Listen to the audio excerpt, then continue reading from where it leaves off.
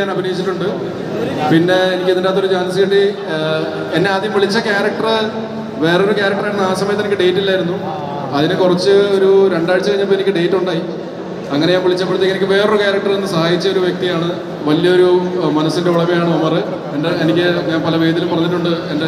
അദ്ദേഹത്തിൻ്റെ ഫസ്റ്റ് പടത്തിൽ ഞാൻ ചാൻസ് ചോദിച്ചിട്ട് അദ്ദേഹം വലിയ മനസ്സ് കാണിച്ച് എനിക്ക് അതിൻ്റെ അകത്തും ഒരു റോള് തന്നായിരുന്നു. അല്ലേ? കറക്റ്റല്ലേ? എന്തായാലും നമ്മൾ എൻ്റെ അടുത്ത് ആദ്യമായിട്ട് ചാൻസ് ചോദിച്ചത് സൈജു ചേട്ടനാണ്. അപ്പോൾ പടം തുടങ്ങിയിട്ടൊന്നുമില്ല, ജസ്റ്റ് എൻ്റെ പ്രീ വർക്ക് നടക്കുമ്പോൾ എനിക്ക് ഫേസ്ബുക്കിലൊരു മെസ്സേജ്, സൈജു കുറിപ്പ് ചാൻസ് ചോദിച്ചു. ഞാൻ അത് പോയതോ ഫേക്ക് ഐ ഡി നമ്മൾ വിശ്വസിക്കാനില്ല. അപ്പോൾ സൈജു ചേട്ടന് ഹാപ്പി വെഡിങ്ങിൽ അങ്ങനെ ഞങ്ങൾ കമ്പനിയായി.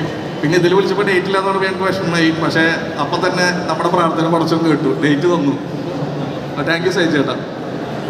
പിന്നെ എനിക്ക് നന്ദി പറയാനുള്ളത്, എനിക്ക് വളരെ അടുപ്പമുള്ള എബ്രഹാം ചേട്ടനോടാണ്. എബ്രഹാം മാത്യു ഇതിൻ്റെ പ്രൊഡ്യൂസർ. അദ്ദേഹമായിട്ട് ആദ്യമായിട്ട് എനിക്ക് അസോസിയേറ്റ് ചെയ്യാൻ പറ്റി. പിന്നെ ഒരുപാട് ആൾക്കാർ. എനിക്ക് ഏറ്റവും സന്തോഷമുള്ളൊരു കാര്യം എന്ന് വെച്ചാൽ, ഞാൻ ഈ പടത്തിൽ ഒരുപാട് സ്റ്റാർസിനെ കണ്ടു. ഒരു വലിയ സ്റ്റാർ കാസ്റ്റുള്ളൊരു പടമാണ്. പക്ഷേ നമ്മുടെ സുധീർ എപ്പോഴും നമ്മൾ വില്ലൻ റോൾസിലാണ് അദ്ദേഹത്തിനെ കണ്ടിരിക്കുന്നത്. അദ്ദേഹത്തിൻ്റെ ഹ്യൂമൻ ടൈമിങ്, കോമഡി ടൈമിങ് ജീവിതത്തിൽ ഞാൻ വളരെ പേഴ്സണലി എനിക്ക് അറിയാവുന്നതാണ്.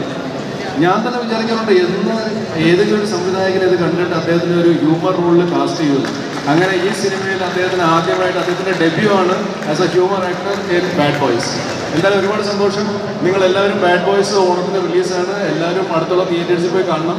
ഭരതനാട്യം നിങ്ങൾ ഒഴിവാക്കിയ പോലെ ഒഴിവാക്കല്ലേ please. Bad boys will be a wholesome family entertainer. നിങ്ങൾക്ക് ഫ്രണ്ട്സിനോടെ കാണാം.